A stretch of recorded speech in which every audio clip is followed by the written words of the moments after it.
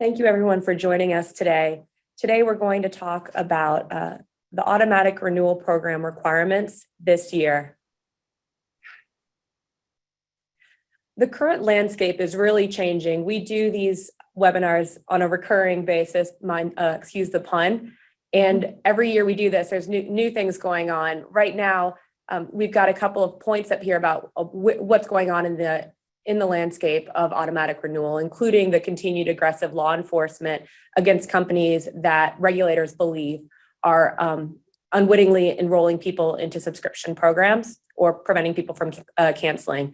We are just seeing a ton of class action lawsuits, both filed and confidential pre-lawsuit demands that are enforcing state laws, state automatic renewal laws, and general state laws they believe are being violated where a company is enrolling somebody in an automatic renewal program. We're seeing the emergence of this idea of dark patterns and the connection of that to automatic renewal programs. We're also seeing this with junk fees and surprise fees, the FTC's .com disclosures, for example. We're also seeing new state laws that are targeting specific areas of concern with automatic renewal. In particular, having the cancellation mechanism requirements are being heightened, as well as renewal notices. We're seeing a lot of technical state law requirements that are cropping up. And one thing that we're seeing quite a bit of is the FTC, the Federal Trade Commission, is using the Restore Online Shoppers Act in new ways so that it can obtain monetary relief in ways that it cannot now under the Supreme Court's decision under AMG Capital. And this group in particular has handled a number of FTC investigations recently and settlements where we've been pretty alarmed by the FTC's aggressiveness in saying that certain things are required. Today, here's what we're going to talk about. The requirements generally and ways to reduce risk. Obviously, we've got a ton to cover here, so if we don't get to your questions, we'll try to answer them as we go. But if we don't, we'll answer them after the webinar. Okay, so I'm going to take it over from here and start to guide us through federal and state law and give you the lay of the land here. Briefly, we've got a number of laws that can impact automatic renewal programs, subscription programs, depending on the forum that they're in and other things. But the primary one that we deal with is the Restore Online Shoppers Confidence Act, or ROSCA, which is how we'll refer to it. This is really for sale transactions affected over the internet. If you're in the telemarketing world, you're going to be thinking about the Federal Trade Commission's telemarketing sales rule, or the TSR. For any gaps in coverage there, the FTC generally has its enforcement authority to prohibit unfair and deceptive sales practices under Section 5 of the FTC Act. There are certain consumer financial protection laws, such as the Electronic Funds Transfer Act, which will impose disclosure and other requirements for recurring debit card payments. The Consumer Financial Protection Act, which the CFPB, the Consumer Financial Protection Bureau, enforces, and we've got now the CFPB very much in this game as well. So we'll show you some examples there. And just to keep in mind, these federal laws are subject to, potentially subject to significant monetary penalties in the form of refunds or discouragement, or really significantly high civil penalties now, and injunctive relief if you end up having to settle one of these cases. And as we always caution our clients, the injunctive relief sometimes, and maybe even often, is more burdensome and costly perhaps than even the money on that front. So that's that there.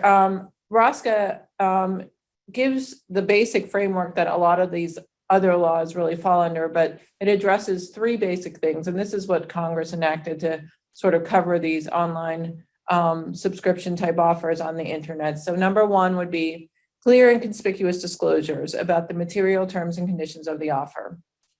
Number two, obtaining express informed consent. So after you've told the consumer what they're agreeing to, you need to get their explicit consent to those terms. And then the third prong is providing a simple mechanism that the consumer can use to cancel. So it's a really basic framework. The FTC does not have authority to create broader laws around these things, but it has entered into a number of settlements and has a number of policy statements and enforcement sort of policies on this that guide how it views these requirements that we'll get to. And then ROSCA, it only applies to online transactions, but it really is a framework for all negative option offers. As mentioned, the FTC can't go beyond ROSCA with its rules right now, but it has issued and will issue various policy statements, enforcement guidance. We've listed just a couple of them here, some more recent ones, but it has more recently updated its enforcement policy on negative option marketing. Negative option marketing is synonymous with subscriptions and automatic renewal programs and membership programs for the purposes of this presentation, really. We now, another FTC report there, dark patterns, which we'll talk about, is very much intertwined with the subscription space. We've got the CFPB having issued a recent circular on negative option programs and practices, and we're constantly sort of reading how courts are interpreting these things as well. So this is where we sort of put the guidance together. On the state law side, we've got state laws now in over 20 states, and maybe even more if you're in a really niche industry. There's been state laws on the books forever for sort of recurring service agreements and things like that. But the number of states who are enacting laws that are really targeted at subscription programs, like the ones that we're thinking about today, are growing. And the state laws will really cover offers made through all channels, whereas ROSCA, as we said, is for internet, the TSR is for the telephone. The state laws will cover anything, any sort of sign up anywhere. So, and then the state laws also have, they go much deeper into the requirements. There's a lot more in the state laws than in the ROSCA itself. And so we do see the state attorneys enforcing their rules and inquiring about how folks are complying with them. We are more so even seeing consumer class action lawsuits that are extremely burdensome and expensive to deal with, results in lots and lots of sort of high value settlements that we deal with all the time. And even in the class action space, we've are often seeing that injunctive relief again there too, which can be, as I mentioned, pretty burdensome. So lots there. The state laws, as mentioned, they go beyond ROSCA and they really get into more detail than ROSCA has. So when we talk about the requirements, which is what we're going to get to next, the state laws will tell you, not just tell you to make disclosures of the material terms, they'll actually list out what those material terms are. They'll tell you how to make the disclosures. They'll define, many of them will define clear and conspicuous and what that means. Going beyond that ROSCA framework, a lot of the state laws now will require that an order confirmation be sent, or put some very specific requirements around cancellation and renewals and what happens if you want to change the terms. So these are all things we're going to get to today. And I think the next slide has our summary. Ari? Yes, so here's are the basically the checklist of the things that anybody running an automatic renewal program should check and ensure that they have: clear, conspicuous disclosures, affirmative consent, order confirmation, simple cancellation mechanism, renewal reminders, and then have a process to effectuate material changes to the offer. So we're going to cover each one of those now. But here's your checklist. And so this is a nice slide to keep handy whenever you're launching or updating a program. Let's go into clear and conspicuous disclosures. Here we lay out what needs to be disclosed: that the subscription agreement will continue until canceled, the description of the cancellation policy, including any deadline by which to cancel, the amount of the recurring charge, and that's obviously probably one of the most important things on this list, including if the price will change after the trial. So not just the trial amount, and that the amount will, the amount that will be charged when the trial ends, the payment method that will be used, for example, the same credit card that you provide today, the length of the subscription term, minimum purchase obligation, and other material terms. For example, and we'll get into an example of that in a settlement with the FTC about any other material terms that also need to be disclosed. These material terms need to be clearly and conspicuously disclosed before obtaining the consumer's billing information. The idea being that these are material contractual terms. And so here's what clear and conspicuous means: make it unavoidably noticeable, so the consumer can't miss it before providing the consumer payment information. Larger type than surrounding text, or at least in contrasting type, font, or color, so that stands out. We use the phrase set off, stands out, same thing, from the surrounding text of the same size. And it can't be buried in long form terms and conditions or program terms. That's obvious by now, we think, especially in the changes that occurred, many throughout the last several years. But that's been a practice that should be abolished, or should have been abolished some time ago.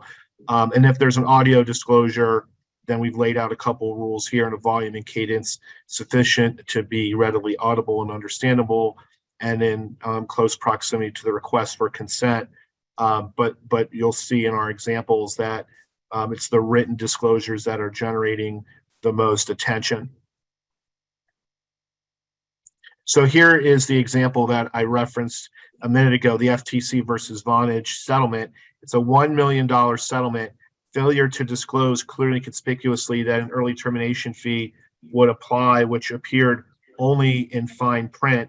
And the FTC is expanding what it considers to be material. The key here is, and that is the key, that the FTC is expanding what terms are material, and if that there are other material terms, not just the ones I listed in the previous slide, but if it's a material term to that particular transaction, then it also has to be disclosed. And the location and size matter, and it has to be clear. So in this example, the FTC determined that the disclosure was not clear or conspicuous enough, and Vonage had to enter into a $100 million settlement to resolve this particular claim.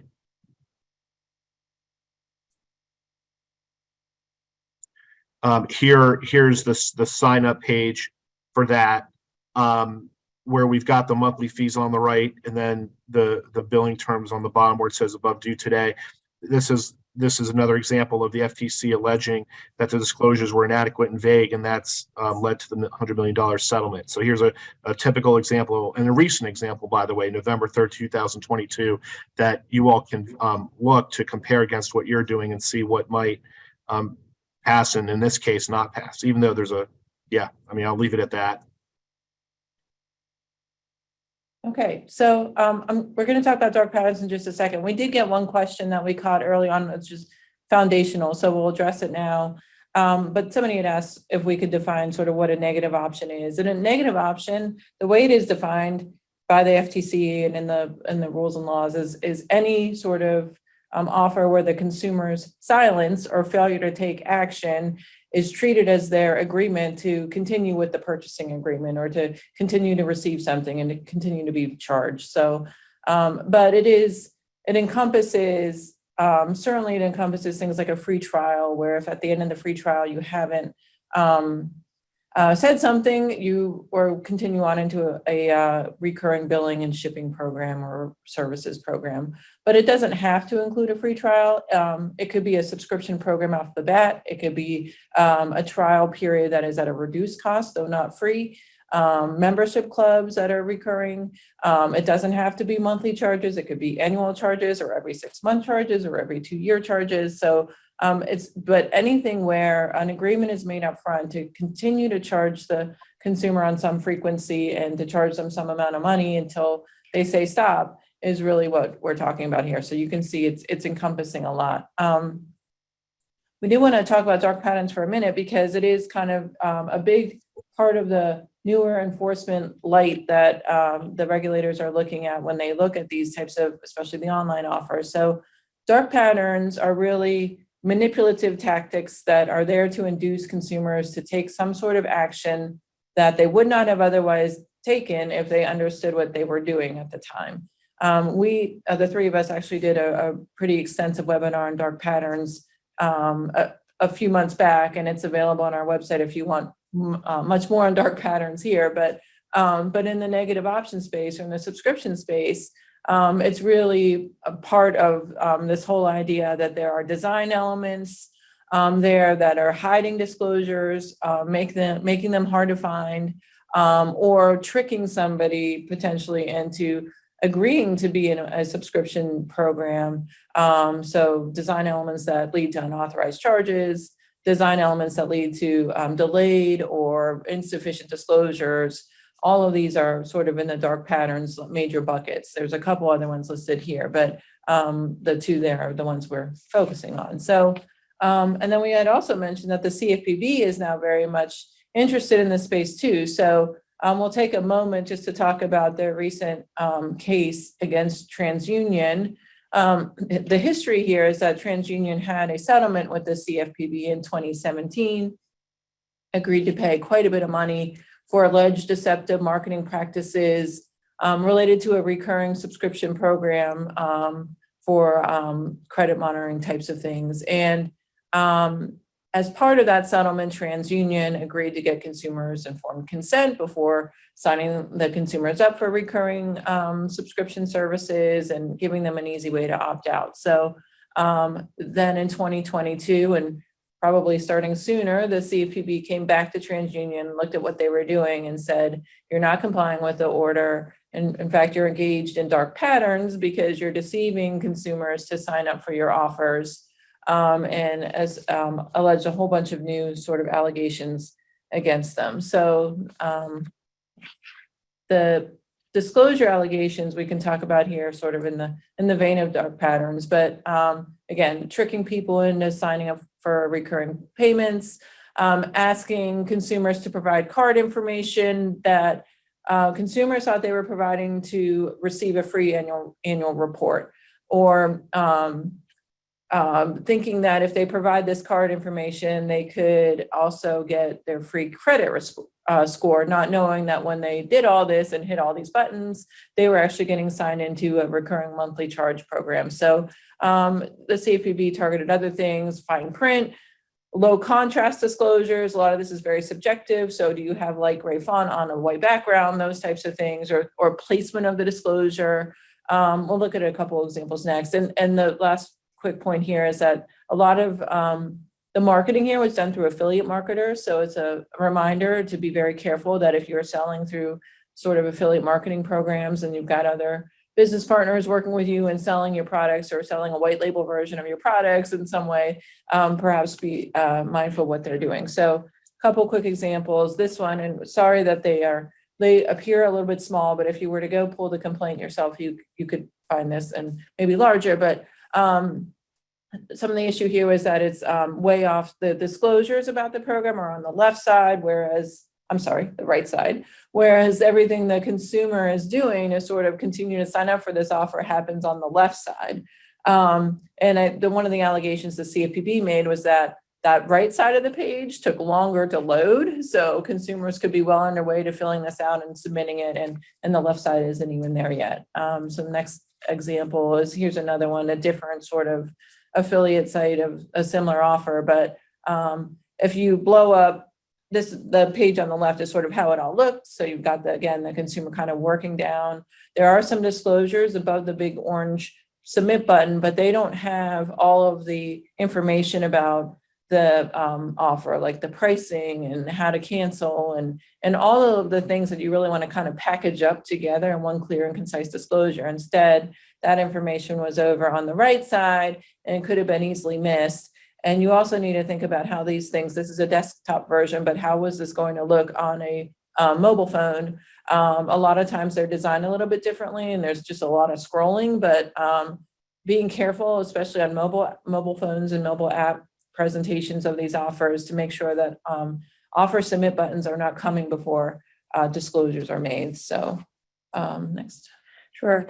So here we're going to show you a couple of examples of what plaintiffs have challenged and what courts have decided on other cases. I'd caution this audience to know, though, that just because one court finds something sufficient doesn't mean that all courts would agree with it. On the other side of the coin, just because some court says that it's not sufficient doesn't mean other courts wouldn't agree. As Ellen and Ari already said, there are a bunch of different elements that you have to disclose under the law, statutory elements that need to be disclosed. However, what we've seen are plaintiffs taking that to the extreme, including the FTC taking that to the extreme and saying, well, they read other elements that need to be disclosed into that. And we'll talk about these as we go, and we'll talk about what courts have said about this. So here's a case that recently came out in the Northern District of California Federal Court. And in this case, Streamlabs was a subscription service where you could actually buy things like gifts and put them on other people's streaming pages, basically, as to support those individuals who are streaming. And the plaintiff alleged that they tried to buy a gift and they thought they were buying it on a one-time basis. But what ended up happening was that they were enrolled in a subscription service for $5.99 a month, where they would get additional opportunities to purchase gifts and essentially donate to the streaming content, and they did not want to be signed up. The plaintiff alleged that this website suggested it was a one-time fee and didn't disclose that it would renew monthly. And here, a zoomed-in version of it. So you can see that the $5.99 is there. And it doesn't say that what the plaintiff alleged was that this page didn't say that this would renew automatically each month until the viewer canceled. You can see here it says you will be charged $5.99 per month by joining Streamlabs Pro, which allows you to add special effects and other features to your alerts. Click here for more information. If you clicked on that hyperlink, click here, you would get additional page about the subscription, the Streamlabs Pro offer. What they said, though, is that this was insufficient to explain that you would keep being charged until you cancel. I don't know that I agree with that. But we've highlighted some stuff here that we think is really interesting. In the complaint, the plaintiff said that these representations were motivated by an intent to deceive and to lure people into unknowingly signing up for the membership. The plaintiffs actually pointed to complaints in their class action complaint to say that the company knew this was a problem. And we see this all the time now in class action complaints, regulator complaint, allegations, FTC complaints. They'll actually screenshot your BBB profile and say, here are a couple of examples of complaints. And they'll allege that from those complaints, the court should infer an evidence of intent to deceive. The other thing they pointed to here, they said that intent to deceive could also be inferred because the font size. If you're disclosing something, they said, in smaller font, and you're saying something else in larger font, then a court should infer from that you're trying to hide something, that there's no right reason for you to do that. Again, I don't know if I would agree with that, but the court, after the defendant moved to dismiss, sort of did agree with that in this case. The court said it's plausible that a reasonable consumer, including tech-savvy people, could be deceived by the tech sign-up process. And that's important because what the defendant said here was that people who looked at this were tech-savvy, and you need to look at it from the view of people who are tech-savvy. And the court said, no, even if you're a tech-savvy consumer, you would look at this and you could potentially be deceived. And what the court said was that there is evidence of actual consumer confusion by the plaintiff and by the customer reviews. And so the court looked at what we just talked about, this idea of providing customer complaints as evidence, and said, this is evidence. And something that the court said here is that it said that even if the plaintiff's allegations just parrot the statutory language, at core, they're fact allegations about the company's processes and the resulting consumer confusion. This concept of whether or not consumers are confused about what they're going to be charged, when they're going to be charged, what they're going to be charged for, and how they stop is really at base on all of these things. Here is a complaint that was filed in California State Court against YouTube. It was a free trial for a premium YouTube membership. And you can see the disclosure here. This is just a complaint. There hasn't been any type of adjudication on this. The plaintiff in this case alleged that the checkout page stated that billing starts on XYZ date, the end of your free trial, and it'll renew automatically every month. The plaintiff said that that's not clear enough about whether formal cancellation is required in order to stop automatic charges. In other words, this statement, they said, is not enough. They also said that it doesn't adequately disclose the recurring amount to be charged, because you see the total today there at the bottom. That was not sufficient to say that the monthly charge, which appears right above that monthly charge, billing starts $9.99 a month. They said that's not enough. One thing I'd caution this audience, if you're using any type of platform, we see a lot of technology platforms that provide templates. You want to make sure that those templates are going to follow what plaintiffs are asking for. You can't, if you're sued in a case like this, you can't say, oh, well, that's what our technology platform template did. They didn't let us move the disclosures around. Really, that's not going to be a defense, or at least plaintiffs will say that's not going to be a defense. So the other thing they said here is that even though you have the monthly charge there at the top of the page, that wasn't in visual proximity to the request for consent, that start 1 month trial. They said it's too far away because under California law, the terms need to be within visual proximity to the request for consent. And here are some other allegations that the plaintiff made in that case. But you can really see these are hyper technical, and I think that common sense will hopefully win out in this case. I don't know if it will. Here's a helpful case, though, that came out of the Ninth Circuit in Gershfeld versus Teamviewer. In that case, the court said that these disclosures were enough. Your subscription will automatically renew every 12 months unless you terminate your contract at least 28 days before the end of the initial term or any renewal term. You got the price up there on that page, and then you got the payment method, which is the next page, and there's a checkbox there saying I order according to the Teamviewer terms. And the district court said that bold language was enough, and the Ninth Circuit affirmed. One thing I would say about this is that California state courts are not bound by Ninth Circuit or federal court decisions. It's informative, it's instructive, but it's not technically binding. That's not to say the Ninth Circuit got it right or wrong, or that a California state court would follow this. But that is to say that many different courts can come out many different ways on these types of issues. This is a bit of an older case, the Time case, where they had an automatic renewal disclosure at the top and then a submit order at the bottom. And the district court looked at this disclosure and consent and found that it was sufficient.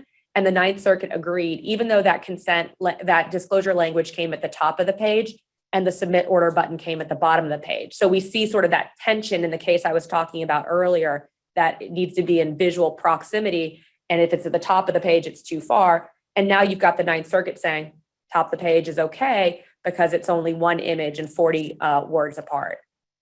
And with that, I'll turn it over to Ari to talk about the consent requirement. All right, so affirmative and express informed consent. Let's go to the next slide and talk about what that, how to obtain it. You have to obtain the affirmative, express, informed consent before obtaining the consumer's card information, payment card information, and the consent needs to be affirmative and explicit. They have to unambiguously articulate it, and you can't interpret silence as consent. There has to be some affirmative act. So that might be the next. Let's go to the next slide on what it is. It's an affirmative action opting into the automatic renewal provision. Some regulators prefer a checkbox. California, if you settle with California, will at least the current mindset is demand a unchecked checkbox that a consumer affirmatively checks to consent to terms, signature or similar method. So there has to be some affirmative action to accept the terms, and no other portion of the offer. Vermont law, when the initial term is 1 year or longer and the renewal term is 30 days or longer, the opt-in mechanism must be different from the mechanism used to complete the actual purchase. That's unique to Vermont. And what we're seeing in the lawsuits and the demand letters is that the consent mechanism should be next to the material terms of the offer. The term that is colloquially used, is visual proximity to the request for consent, but that really means next to. They want to see it next to it. And the disclosures and checkbox should not be combined with other disclosures. There should be some separation. So it really has to be its own thing. It has to be clear, and there has to be some affirmative, provable action that a marketer can point to show that the consumer agreed to the negative option or automatic renewal terms.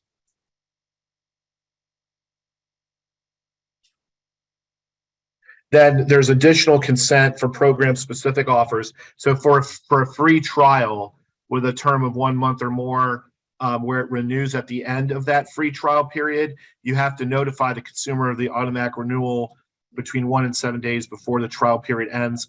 And notwithstanding the consent to the free trial, the consumer still has to affirmatively consent to the automatic renewal before the consumer's credit card is charged. So this consent has to be obtained even if you've already obtained the consumer's affirmative consent to the free trial. So this is sort of like a double consent. There's a note that we put in here that we could honestly have a whole different webinar about the card brand rules.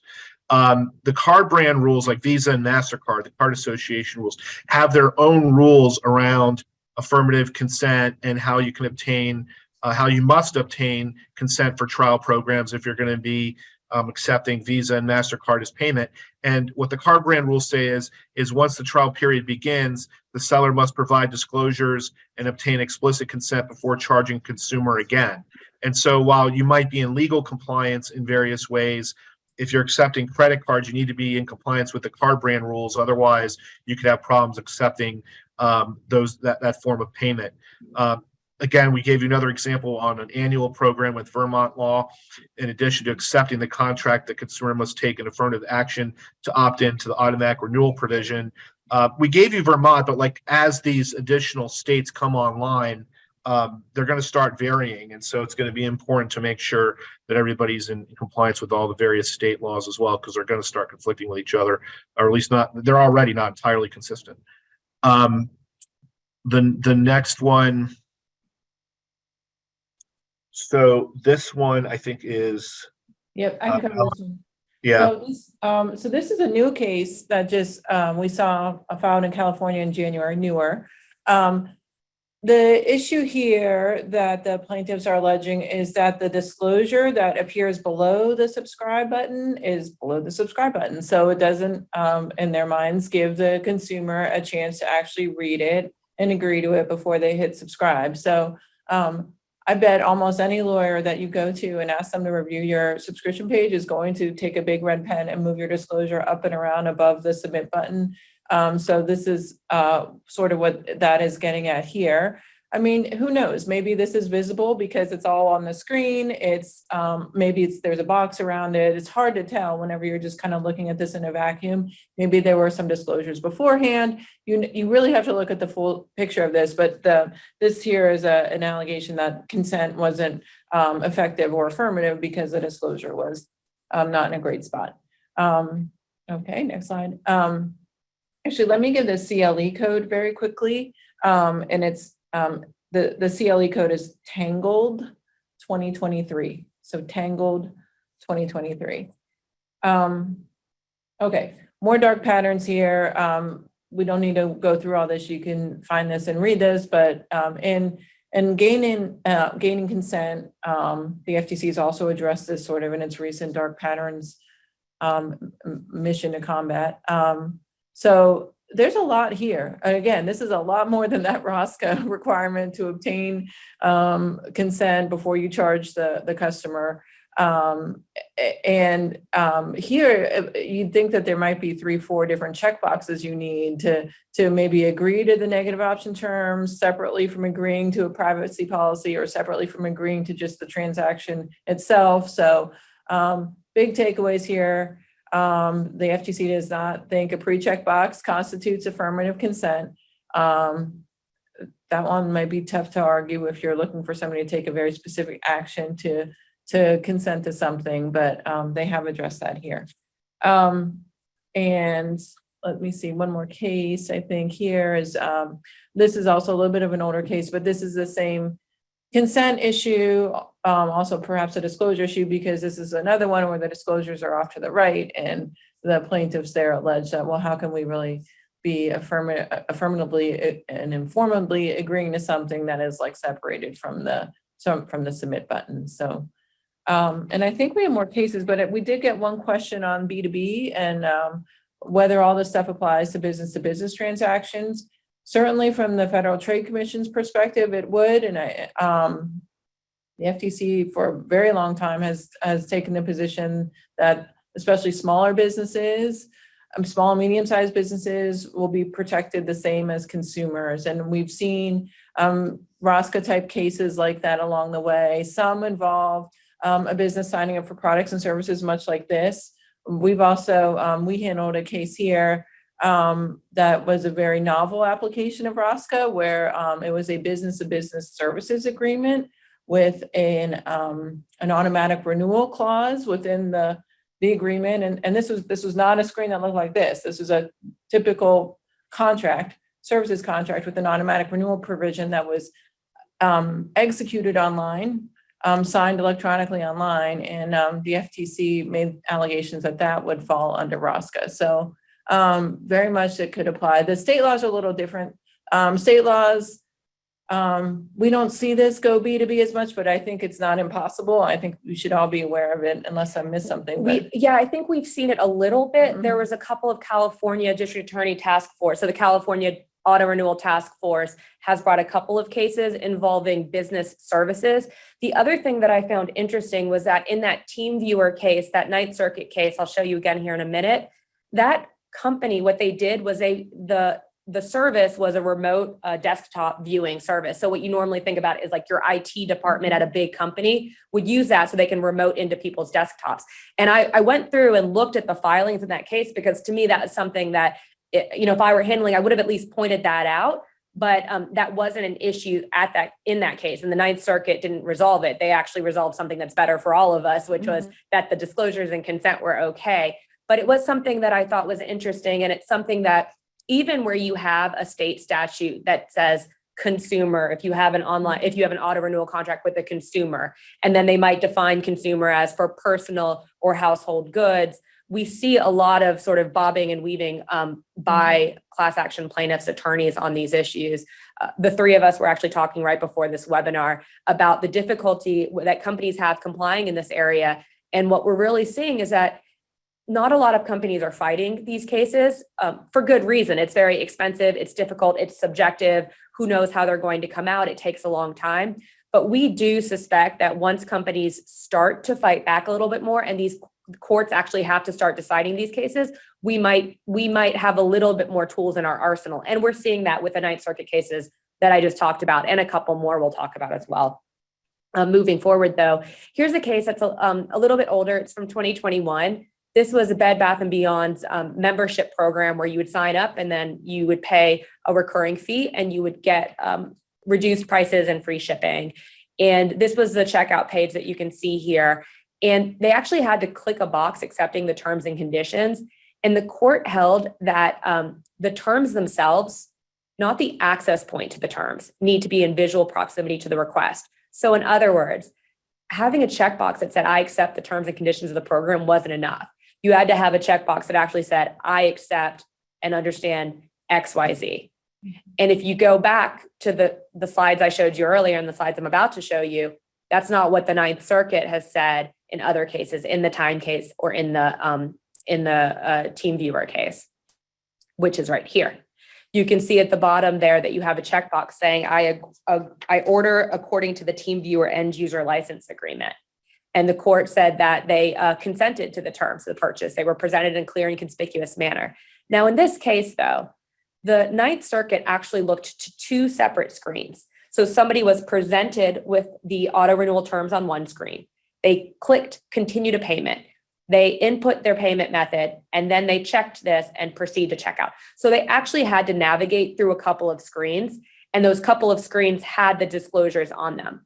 That was the same instance in the Time case as well. People sort of saw those disclosures over and over again. And I think that might have contributed to the Ninth Circuit's opinion, but it wasn't actually written in the opinion that you need to have these two different pages.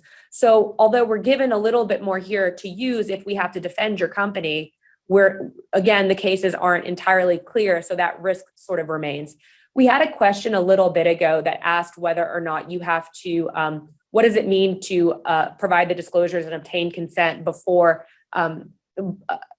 obtaining someone's payment information? We don't really have a good answer to that. The FTC might say, well, you have to put it all before you even collect payment information, but what is collecting payment information? Is it when you fill it out? Is it when the company actually receives the payment information after somebody pushes a button? There's been arguments about that. The three of us have had arguments with that, with California and the FTC about that. That's still sort of up in the air. Here's the California Auto Renewal Task Force's position on these items, which is what Ari said earlier, that when the California DA task force enters an agreement with the defendant, they have now taken the position that you need to have a checkbox or similar consent mechanism, radio button, immediately adjacent to the terms and conditions. So by clicking here, I agree, and then spelling out the terms and conditions, which, as you can imagine, would be arduous, because if the FTC is taking the position that there's all these other terms and conditions, like your refund policy, or you're spelling out all the different ways you can cancel, at some point, there's just going to be a checkbox with a full page of text. So again, once we have more companies fighting back, we'll probably have a little bit more of a nuanced position from regulators. And with that, I'll turn this back over to Ari to talk about information. Yeah, so order confirmation, there's actually two like main categories of things we see people miss here. If we go to the next slide, the first is the failure to do it. Most people don't even know. I've run into that situation all the time where marketers don't know how to do it, and that's a slam dunk violation, at least a technical one, whether it, and potentially a serious one, depending on how the argument's crafted. So there's no reason not to do it. This has to go on your checklist. If you remember the blue bars that we showed at the beginning, it's on there. So that's what we're going to talk about now. So some states require this acknowledgement. I actually recommend it across the board, unless there's a good reason not to, in a manner that's capable of being retained by the consumer. It can be by email, but the images, of course, would have to stay there. The best practices everywhere, and it has to include the terms of the offer, the cancellation policy, information about how to cancel, and a hyperlink to cancel. And if the offer is a trial or involves a free gift, disclose how to cancel before the consumer is going to start being charged.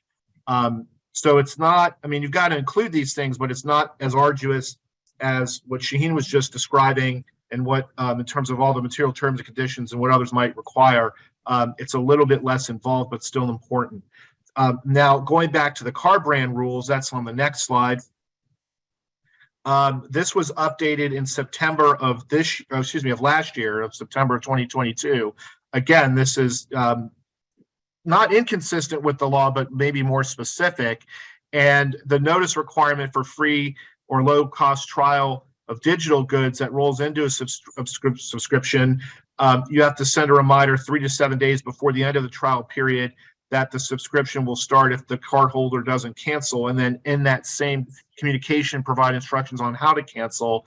And then as to all subscriptions, you have to disclose the basic terms of the subscription at the point of sale, capture the cardholder's affirmative acceptance of that term, send an email confirmation with the terms and conditions, and send a receipt by email message or other electronic method after every billing. So not just after the purchase, after every charge, that includes clear instructions on how to handle the subscription.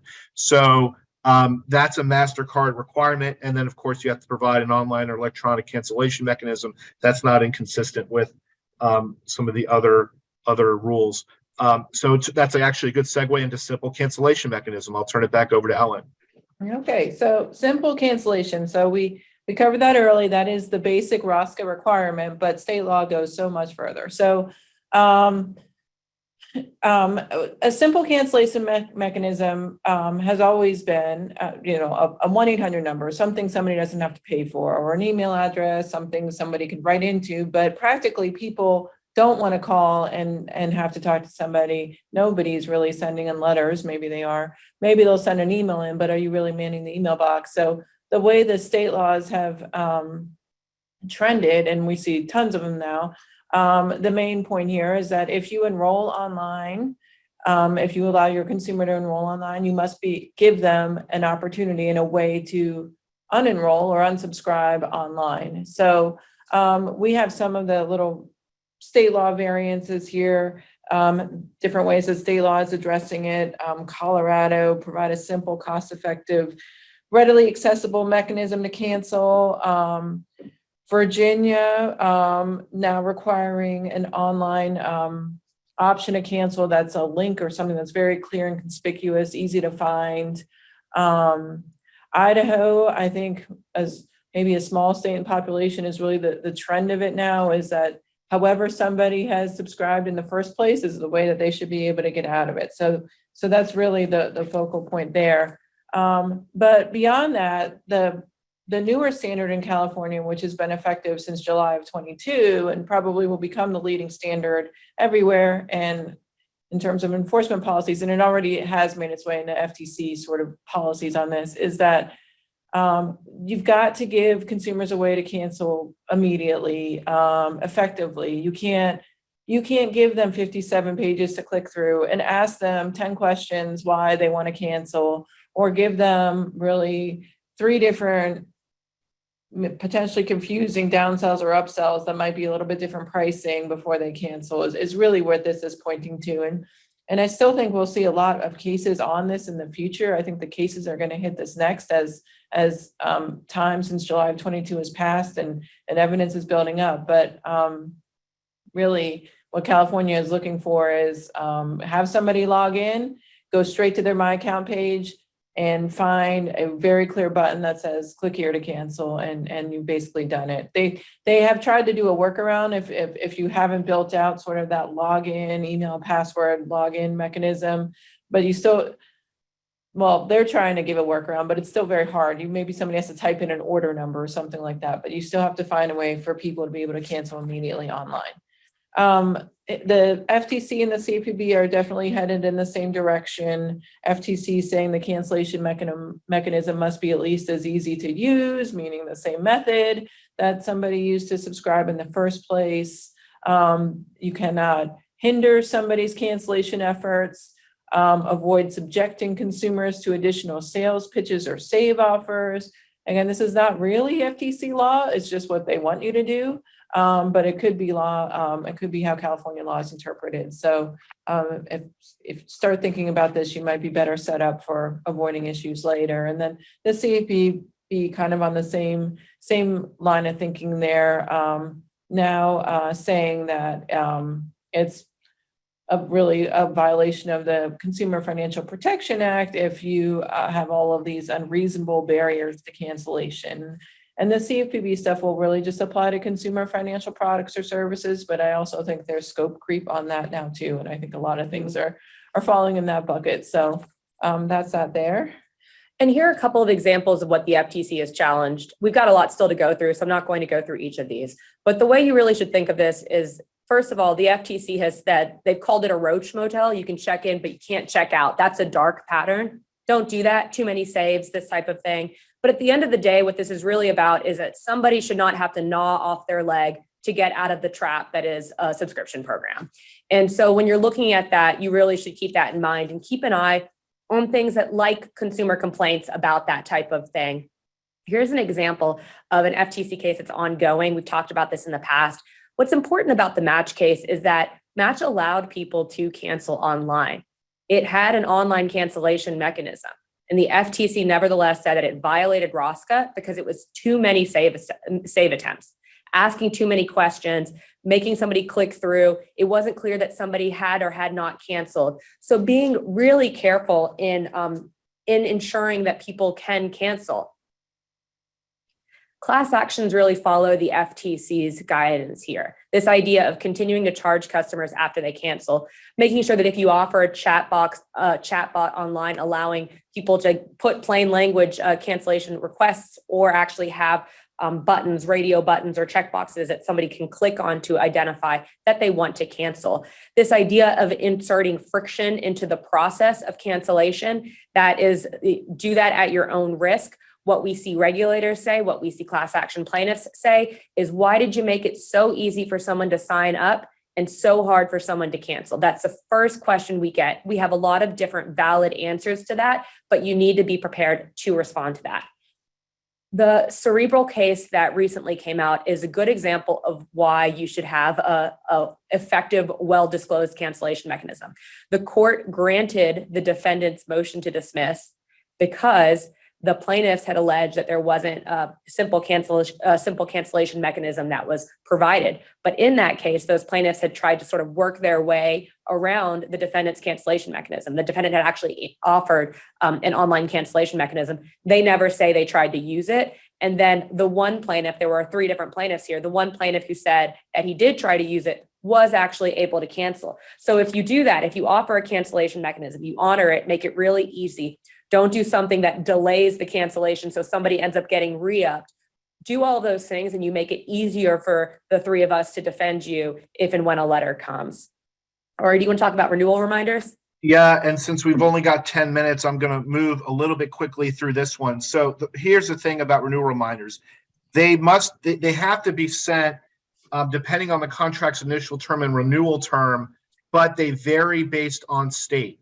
So the key here is, like, we give you the California standard, that's typically the most stringent, but you've got these, we saw earlier with Vermont, for example, in another context, that they had a particular criteria for fulfilling consent. It's the same issue with these renewal reminders.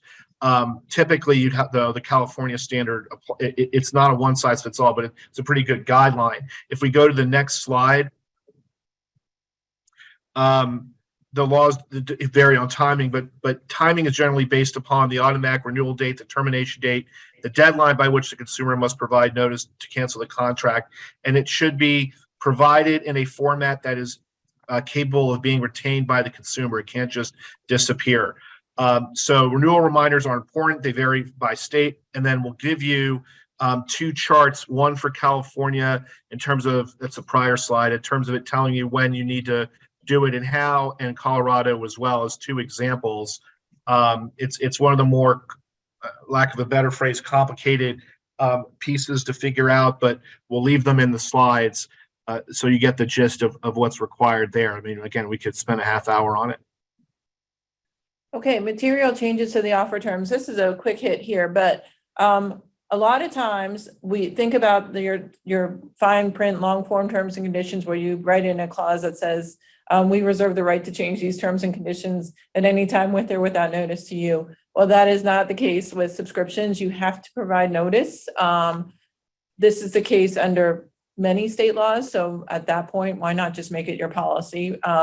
But it is providing clear and conspicuous notice of the change, a material change. That would be certainly a pricing change, but maybe also if you're changing the configuration of whatever products or services you're delivering for that price that they agree to, these things matter. So, and that notice has to be sent by email, and you've got to remind people that they can cancel and tell them how to cancel.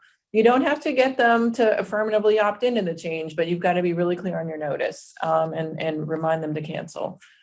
We can skip this slide because we probably have covered all of that. And let's move into sort of ways to reduce risk. And I think there's a couple points here, and I'll talk about real quickly, and then Ari can talk about arbitration clauses and class action waivers. But it is a really good time to do a compliance audit, so to speak, of your sites. Get all of your major sort of sign-up versions. Have somebody look at them. Get your counsel to look at them on desktop and mobile. Do test shopping.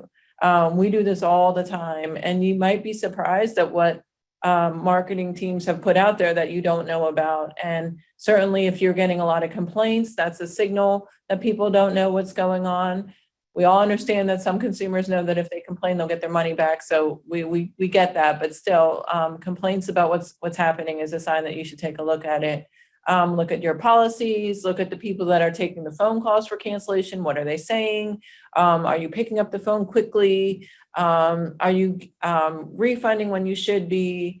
Are you addressing your complaints? All of these things kind of are some of the better measures you can do to try to protect yourself. And as we keep saying, there's no surefire way to really do it, because we see the plaintiffs filing cases over things that to us look pretty good. So you just want to do whatever you can to set yourself up for a defense. And I think on that front, the next slide, Ari, you should talk about this piece. Yeah, so the arbitration provision and class action waiver are, quite frankly, just a class action waiver. This is a great way to reduce the risk of a class action. It will not reduce risk of a regulatory action, but it will reduce the risk of a class action. We typically recommend that marketers include a mandatory arbitration provision and class action waiver in the terms and conditions, or at minimum a class action waiver, because that's where typically the exposure is for these kinds of lawsuits, the private cases. But you've got to obtain consent to the hyperlink terms and conditions.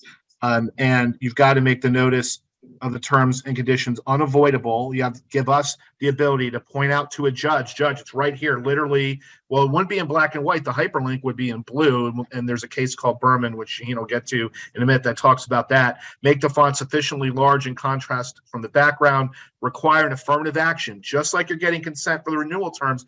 Get the consumers to do an affirmative action in order to commit them and obtain their consent to the class action waiver and arbitration provision or the terms containing them. Format hyperlinks appropriately so that the consumers know that they're hyperlinks. Again, blue underlined lettering, and label the hyperlinks consistently. So you have to make sure, A, that the terms and conditions are there with the arbitration provision and class action waiver, B, that they're enforceable, and 3, that you can prove that the consumer affirmatively agreed and consented to them. Contract was formed between marketer and consumer, whereby consumer agreed to an arbitration provision and a class action waiver. As we note at the bottom, the CFPB has proposed a rule that would require these terms to be registered. There might be a movement here. It's not happened yet to eliminate this altogether, but as we sit here right now, this is a good way to avoid risk. I'm trying to think it's fine. Hold on. Ari, can you still hear us? We're getting an error message right now. I can hear everyone. Okay, so good. we'll hope that everybody else can hear us as well. Okay. So the Ninth Circuit issued a decision in a case called Berman. It was a telephone consumer protection case where the defendant moved to compel arbitration based upon the disclosure that you can see on the right-hand side of this slide. That disclosure says, I understand and agree to the terms and conditions, which includes mandatory arbitration and privacy policy. The Ninth Circuit said this is not enough. This is not enough to compel arbitration. And what I want to say here is when we're talking about consent to arbitration, we're looking at consent principles generally, as Ari said. And what the Ninth Circuit said was that it needs to be conspicuous. You need to give somebody notice of what they're agreeing to, and they need to understand what they're agreeing to. So they said that it needs to be displayed in a font size and format that a reasonably prudent person would see it. They really took issue with the fact that this was in small font. It was right next to a big green CTA, and the hyperlinks were not blue. And so you can see the language that the Ninth Circuit said back in Berman. But then we have a recent case that just came out, I think a couple weeks ago, against LiveNation. And in that case, the lower court actually compelled arbitration. So there was a lawsuit filed. The defendant said, no, you have to go to arbitration. You can't sue us for millions of dollars in court. You have to adjudicate this individually in arbitration. And the court looked at this sign-up path. So there were actually 3 different pages. I'll show you all 3 of them. And they said here essentially it said you agree to the terms of use in the privacy policy. So they're in blue, they're a little bit set apart. And the Ninth Circuit said, yes, this is sufficient. We're going to compel arbitration. They compared this to Berman, the case before, and said that this is materially different because you've got blue language here. It's conspicuously distinguished from the surrounding text. I think maybe that spatial proximity maybe had something to do with it. Maybe the call to action is a little bit smaller. It's not as prominent, but it looked at all these factors, and you got to think about it, that there are these judges who are out there looking at things that seem very small, but are very big. The other thing that I think that the Ninth Circuit's doing a lot of is it's saying there were 3 different steps here. Step 1, step 2, step 3, and somebody saw they were presented with these terms of use in 3 different instances. And so I think that might have been an issue that the court was looking at there. We've thrown quite a bit at you. I am very happy to see how many questions we've gotten. We're going to respond to those here after the webinar. But if you do have specific questions you'd like to talk to us, please reach out. We always suggest doing some sort of audit on at least every year, at least, so that you can have a defense. You can reduce the chances that you're going to get sued so that you have a defense if you do. If you'd like us to do that, please feel free to reach out and we'll answer your questions after the webinar. Thank you, everybody, for joining us.